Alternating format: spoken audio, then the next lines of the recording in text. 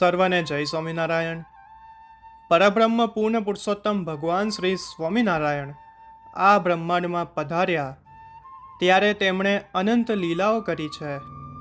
ક્યારેક ભગવાન સ્વામિનારાયણ મનુષ્ય ભાવ બતાવે, ક્યારેક દિવ્ય ભાવ બતાવે. તો આપણને આ ચરિત્રમાં જોવા મળશે કે ભગવાને આવું વર્તન કેમ કર્યું. તો ભગવાન જ્યારે આપણી જેવું મનુષ્ય રૂપ ધારણ કરે ત્યારે મનુષ્ય ચેષ્ટા પણ કરતા હોય છે. તો મહારાજે જે કોઈ લીલા કરી છે તે દિવ્ય છે. અને આવો મહારાજની આ અદ્ભુત મનવાડ લીલાને નિહાળીએ. એક સમયે મહારાજને શરીરે જરા કસર જેવું હતું.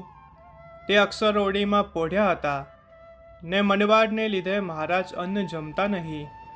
ત્યારે સાધુ હરિજન સર્વે ઉદાસ થઈ ગયા હતા ને મહારાજે પાણી માંગ્યું. ત્યારે નિત્યાનંદ સ્વામી મગ બાફીને તેનું પાણી કરીને મહારાજને પાવા સારું ગયા. એટલે મહારાજે હાથમાં વાટકો લીધો. તે મગનું પાણી જોઈને મહારાજે વાટકાનો ઘા કરીને છેટે ફેંકી દીધો ને મુખારવિંદ કસાણું કરીને કુરાજી થયા. એટલે સૌ સાધુ તથા હરિભક્ત ઉદાસ થઈ ગયા ને કોઈ મનુષ્ય અન્ન જમે નહીં. તે જોઈને મહારાજને દયા આવી એટલે કહ્યું છે, થાળ લાવો બ્રહ્મચારી, અમારે જમવું છે. ત્યારે બ્રહ્મચારી સાકરનો શીરો ને વંતાકનું શાક ભજ્યા તે કરીને લાવ્યા. તે મહારાજ જમ્યા. તે સાંભળીને સાધુ રાજી થયા ને દાદા ખાચરે સાકર મંગાવીને વેચી છે. મહારાજ હવે સાજા થયા. ત્યારે સિદ્ધાનંદ સ્વામી વડે સચ્ચિદાનંદ સ્વામી પાસે ગયા અને કહ્યું છે, સ્વામી, આજ તો મારા થાળ જમ્યા ને સાજા થયા ને સાકર વેચી છે. હવે અમે સાજા થયા, એમ મહારાજ બોલ્યા.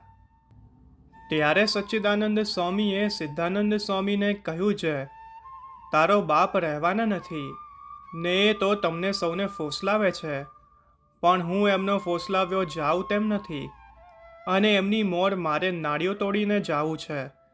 ત્યારે તે વાત સાંભળીને સિદ્ધાનંદ સ્વામીને એમ થયું છે, સચ્ચિદાનંદ સ્વામી તો નાળિયું તોડીને મારા જ મોર જશે, ત્યારે મારે પણ હવે દેહ મૂકવો.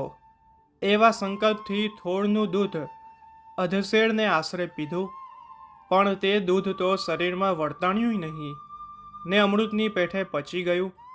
એટલે સાંજ વખતે સિદ્ધાનંદ સ્વામી મહારાજને દર્શને આવ્યા. તે સમયે શ્રીજી મહારાજ અક્ષર ઓરડીની ઉગમણી ઓસરીએ ઢોલિયા ઉપર પોઢ્યા હતા.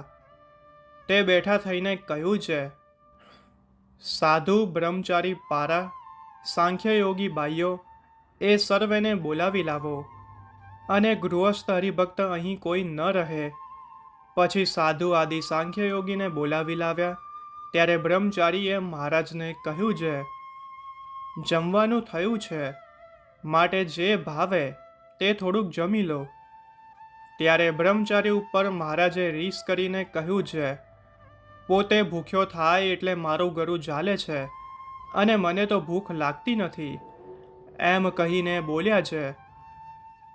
આ મુંડકીયું બેઠી છે તે મારા ઉપર લાંઘે છે ને મરવાના મનસૂબા કરે છે. ને પિતાંબર પ્રભુ થયો તો તેની વાસે ઘણા માણસ મુવા, પણ મારી વાસે જે મળશે તેને હજારો વર્ષ લાકડાના ઠૂઠામાં ઘાલી મેલીશ ને મારા ધામમાં નહીં આવવા દઉં, માટે કોઈને મરવું નહીં. એમ કહીને સિદ્ધાનંદ સ્વામી સામું જોઈને મહારાજ તે સ્વામી સામો લાંબો હાથ કરીને બોલ્યા છે, પોતે પોતાને આત્મા જાણે છે અને મુને એમ જાણે છે જે એ મરી જશે, માટે એને અહીંથી કાઢી મેલો. ત્યારે સિદ્ધાનંદ સ્વામીએ હાથ જોડીને કહ્યું છે, મહારાજ, હું તો અન્ન ખાઉં છું. ત્યારે મહારાજે કહ્યું, રાખ રાખ, થોડનું દૂધ મરવા સારું પીને આવ્યો છું ને હજુ તો મૂરખને ખબર નથી, માટે જટ કાઢી મેલો. ત્યારે સિદ્ધાનંદ સ્વામી ચાલ્યા. એટલે મહારાજે કહ્યું છે, તમે ગોપાળાનંદ સ્વામી કહે તેમ કરશો? ત્યારે સિદ્ધાનંદ સ્વામીએ કહ્યું છે, અમે સૌ કરશું. ત્યારે મહારાજે કહ્યું છે, સૌ તો કરશે, પણ તમે કરશો? ત્યારે સિદ્ધાનંદ સ્વામીએ હાથ જોડીને કહ્યું છે, મહારાજ, હું કરીશ. તે સાંભળીને મહારાજ રાજી થયા અને કહ્યું છે, બેસો. પછી જરા વાર સિદ્ધાનંદ સ્વામી બેસીને સચ્ચિદાનંદ સ્વામી પાસે ગયા.